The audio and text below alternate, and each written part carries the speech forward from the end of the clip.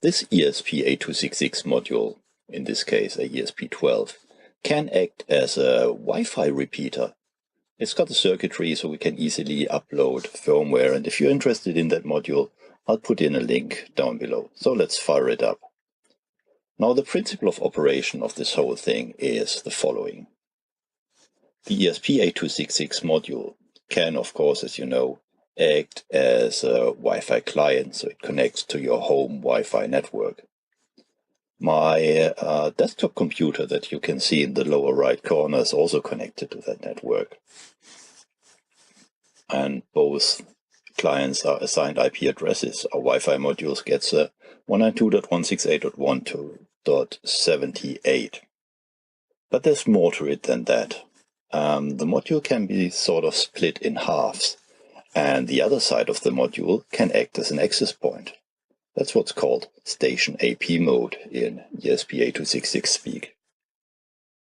So to that access point, the laptop on the left side can connect, and it's then assigned an IP address from the 192.168.4.0/24 subnet.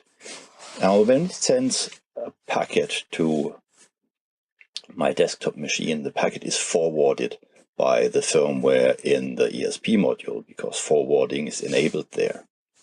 But the reply packet will never get across the ESP module, because the router does not know where to put it. Well, it should go all the way to the left, but the router does not know that.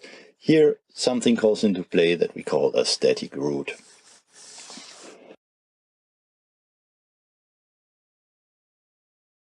A static route in the router tells the router where to put a packet that's destined for a specific subnet. So in this case, all the packets going to the 192.168.4.0/24 subnet have to be sent via 192.168.1.78. And you can put that into your router's web interface usually, or possibly a command line, depending. So the packet will be sent back. Now that was an easy one. Now if we want to connect to the internet, we need name resolution. And the DHCP server on the ESP8266 does, if it's activated in the firmware, assign a DHCP server address. In this case, 192.168.4.1. So we have to run DNS server on the module. In this case, it's not a full-blown server, it's just a UDP forwarder listening on UDP port 53.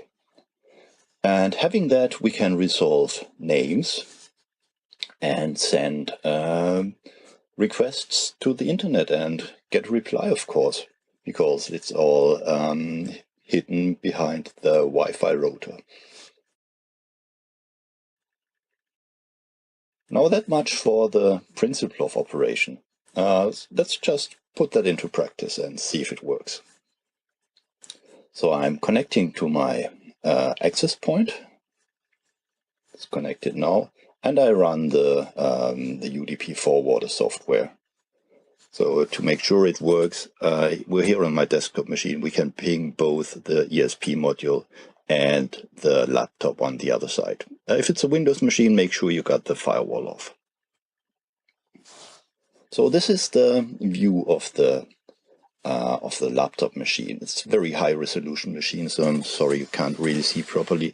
I'm doing a NS lookup to see if the name resolution works, and I can also ping stuff on the internet, as you see in a second. And I can see the requests, DNS requests going through the module, and I can see that the module is still connected to my Wi-Fi router. So let's get back to the laptop. Here we go. It's loading a web page that works, and we can also do a trace route to ensure that we see all the hops of the packets going through. Now that'll take a moment. Now you've just seen one element failing on the web page. It looks like it hasn't loaded an ad banner or something. And that's a bit of one of the downsides. It's not super reliable, so there still might have to go a little more work into that. See trace routes working along. It's taking quite a while. It's a long route.